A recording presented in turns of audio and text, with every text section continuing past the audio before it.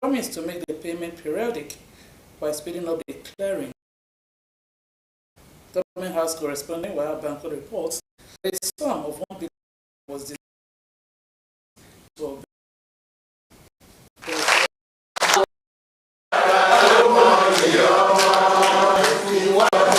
That sums up the mood of 2012 local government retirees in Ondo State, following the decision of Governor Lucky Aiyedatiwa to pay their outstanding gratuities.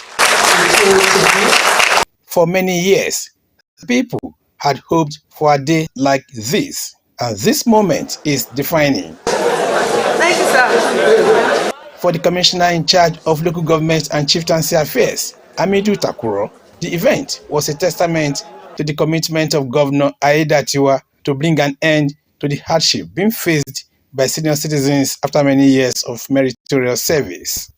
Almost a year ago, you called us that the stubbornness of our pensioners that is creating a lot of disaffection in your hearts, that you want that we must go and look at how we can end this pace, that we must start saving money for the payment. Ondo State Head of Service, Mr. Bayo Philip, who pointed out the challenges associated with payment of arrears of gratuity, described the governor's action godly and divine. In this sustained instrument, pensioners, both at the local and the state level, we want this sum be fully settled.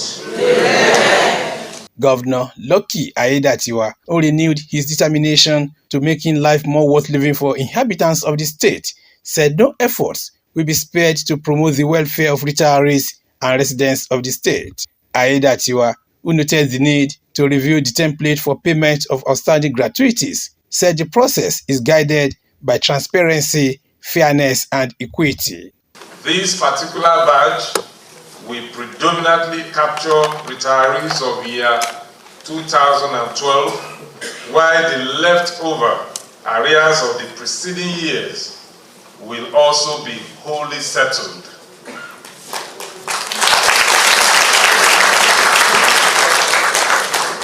Today's event, therefore, is the continuation of a renewed process of periodic payment of the backlog of unpaid gratuities to our senior citizens.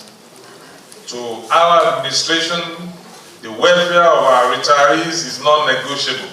The governor congratulated the beneficiaries and advised them to use the resources judiciously, with a promise to make the payment periodic. By this, we are changing that narrative. It is not until you are connected. It is not until you know those who are in the corridor of power. You have patiently waited to this time, and today you are getting yours without being connected. Even though you are all connected with me.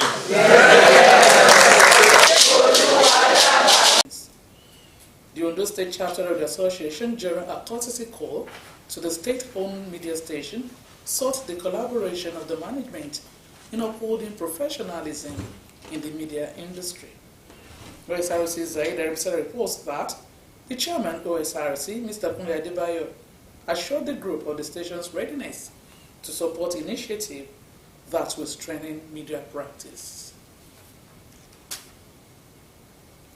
As part of efforts to address the food crisis in the country, the federal government is sending 60 trucks of fertilizer to each of the states of the federation.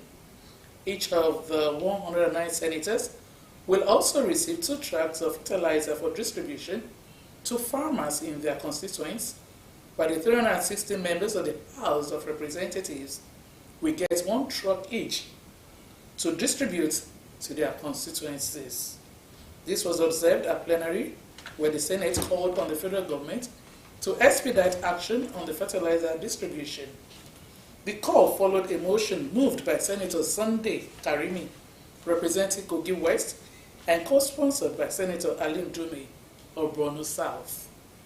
Karimi further noted that the latest data released by Nigeria's National Bureau of Statistics showed that food inflation in the country skyrocketed to 40.66% on a year-on-year basis, a significant increase from the 24.8% recorded in May 2023. The federal government is set to establish mobile courts to address issues related to sexual harassment. The announcement was made by Minister of Women Affairs, Mrs. Uju Kennedy Oneye, during a one-day national stakeholders engagement on sexual harassment prevention held in Abuja. The minister expressed concern over high rates of sexual harassment, particularly in tertiary institutions across the country, and emphasized that new measures are being implemented to tackle the issue. She urged stakeholders to address sexual harassment vigorously to minimize the stigmatization and low self-esteem among victims. The Senate has called for improved budgetary provision for the Securities and Exchange Commission. The chairman of the Senate Committee on Capital Market, Osrc Izunaso, said the 22.4 billion naira allocated to the commission in the 2024 budget was inadequate, given the importance of the commission to the nation's prosperity. He spoke when the Director General of the Commission, Emomotimi Agama, appeared before the committee to defend the Commission's 2024 budget. Izunaso also tasked the Commission on Financial Literacy, calling on the management to provide an item in the budget to deal with financial literacy. The House of Representatives has threatened to withhold the operation of the 6 area councils in the FCT for failing to honor the invitation of relevant standing committees. The resolution followed the refusal of the chairman of area councils to appear before the joint house committees on FCT area councils and ancillary matters.